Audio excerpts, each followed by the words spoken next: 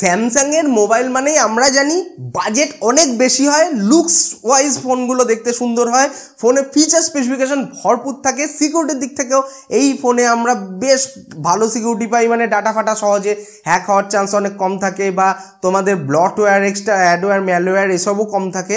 তো সবার স্যামসাংয়ের প্রতি একটা আলাদা টান থাকে, কিন্তু দাম বেশি হওয়ার জন্য সবাই স্যামসাং ফোন না নিয়ে অন্যান্য মোবাইলের দিকে চলে যায়। তো স্যামসাংয়ের মোবাইল যদি তোমরা 10,000 টাকার বাজেটের মধ্যে পাও এবং সেটাতে তোমরা 6000 mAh ব্যাটারি পাও, বড় ডিসপ্লে পাও, 5G মোবাইলের সাপোর্ট থাকে, তাহলে কেমন হয়? তো বেশ ভালো হয়। তো সেইটাই কিন্তু স্যামসাংও করছে, মানে কম দামে বেশ অনেক কটা মোবাইলই কিন্তু বাজারে লঞ্চ করছে। স্যামসাং M14 5G মোবাইলটা কিন্তু 10,000 টাকার বাজেটে আমরা পেয়ে যাবো, এবং এত কম বাজেটে ফোনটা হওয়া সত্ত্বেও এতে আমরা 5G সাপোর্ট পাচ্ছি, 6000 mAh ব্যাটারি থাকছে, বড় ডিসপ্লে থাকছে, ফোনটা দেখতেও বেশ সুন্দর। তো এই ফোনে আমরা কি কি ফিচার স্পেসিফিকেশান পাচ্ছি, এর সব কটা ভেরিয়েন্টের দাম কত, মোবাইলটা কেমন হবে তোমাদের জন্য, সেই সমস্ত ব্যাপারে বিস্তারিত জানতে হলে ভিডিওটা শেষ পর্যন্ত দেখো, অনেক কিছুই জানতে পারবে তোমরা এই মোবাইলের ব্যাপারে। তো শুরু করা যাক আজকের ভিডিও।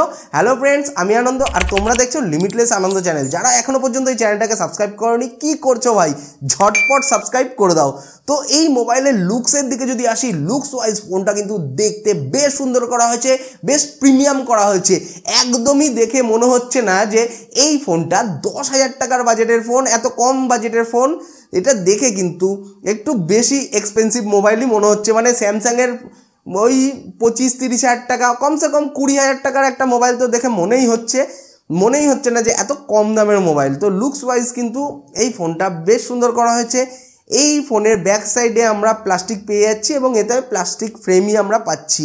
ডিসপ্লের দিকে যদি আসি, ডিসপ্লেটাও কিন্তু বেশ বড় করা হয়েছে এই ফোনে, মানে এই মোবাইলে আমরা পেয়ে যাচ্ছি 6.6 ইঞ্চি ফুল HD plus PLS water drop notch display.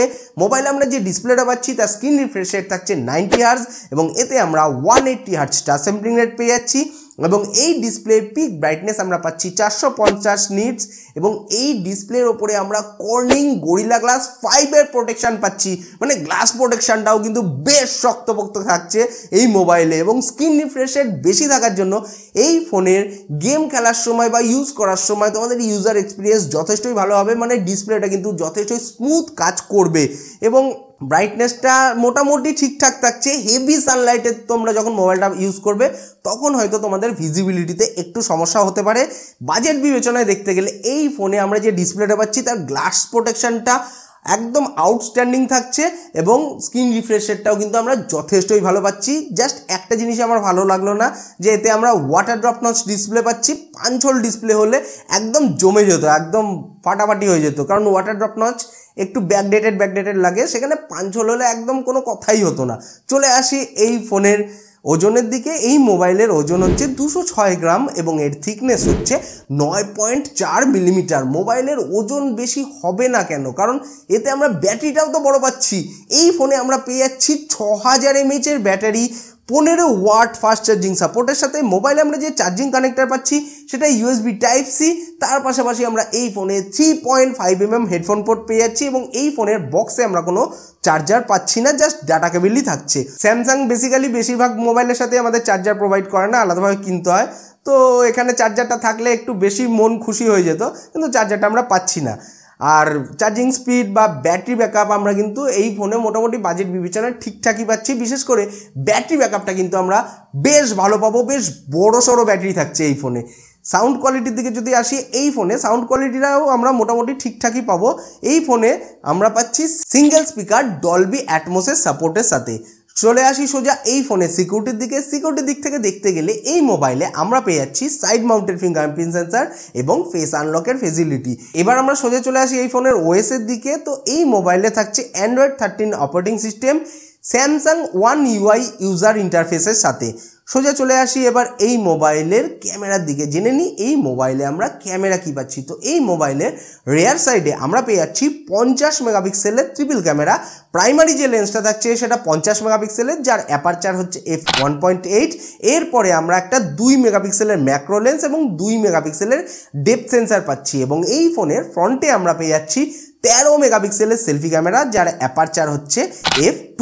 এই মোবাইলের রিয়ার ক্যামেরা এবং ফ্রন্ট ক্যামেরা দুটোর মাধ্যমেই আমরা ফুল এইচডিতে ভিডিও শ্যুট করতে পারবো 30 ফ্রেম পার সেকেন্ডে। তো বাজেট বিবেচনায় দেখতে গেলে এই মোবাইলে আমরা ক্যামেরার সেকশনটা ঠিকঠাকই পাচ্ছি। মোটামুটি তোমরা বাজেট হিসাবে দেখতে গেলে সেলফিটাও ঠিকঠাকই তুলতে পারবে, রিয়ার ক্যামেরার আউটপুটও তোমরা বেশ ভালো পাবে। কিন্তু রিয়ার সাইডে দুটো বেকার ম্যাক্রো ডেপথ 2 মেগাপিক্সেলের না দিয়ে ওখানে যদি একটা মিনিমাম 5 মেগাপিক্সেলের আলট্রা ওয়াইড অ্যাঙ্গেল লেন্স দিত তাহলে হয়তো আরও বেশি গ্রহণযোগ্য হতে পারতো মোবাইলটা।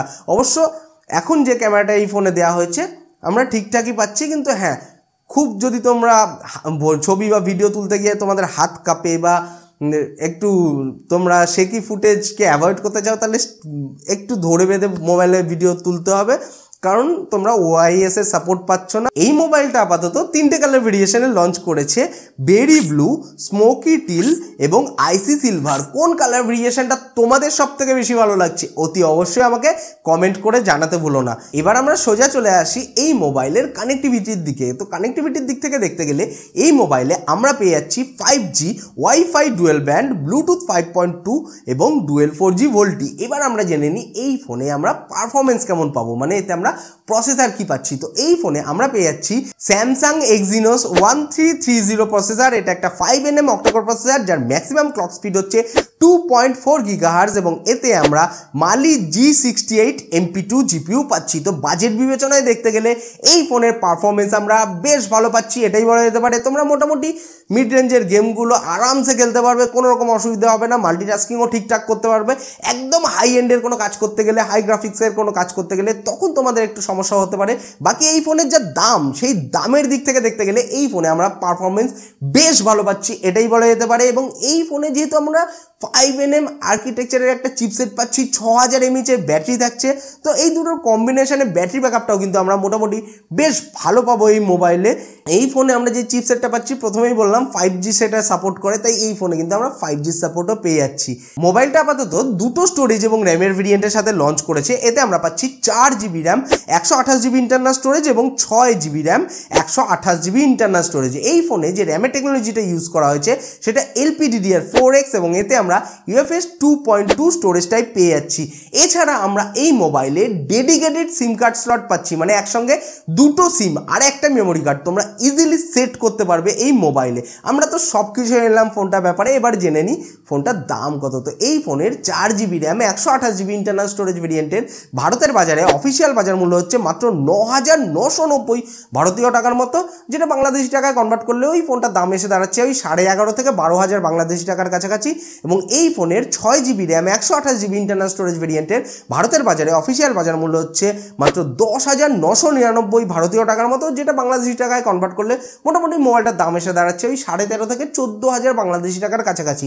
তো ফোনটার ব্যাপারে আমি জাস্ট একটা জিনিসই বলতে পারি, যারা স্যামসাংয়ের মোবাইল ভালোবাসো এবং কম বাজেটের মধ্যে স্যামসাংয়ের একটা 5G মোবাইল খুঁজছো, এই ফোনটা কিন্তু তাদের জন্য বেশ ভালোই হতে পারে। তোমাদের মোবাইলটার ব্যাপারে কি ধারণা, কি মতামত অতি অবশ্যই আমাকে কমেন্ট করে জানাতে ভুলো না। ভিডিওটা ভালো লেগে থাকলে ভিডিওটাকে লাইক করো, নিজের বন্ধুদের সঙ্গে শেয়ার করো। পরবর্তী ভিডিওতে আবার দেখা হবে। বাই, সবাই ভালো থাকবে, সুস্থ থাকবে।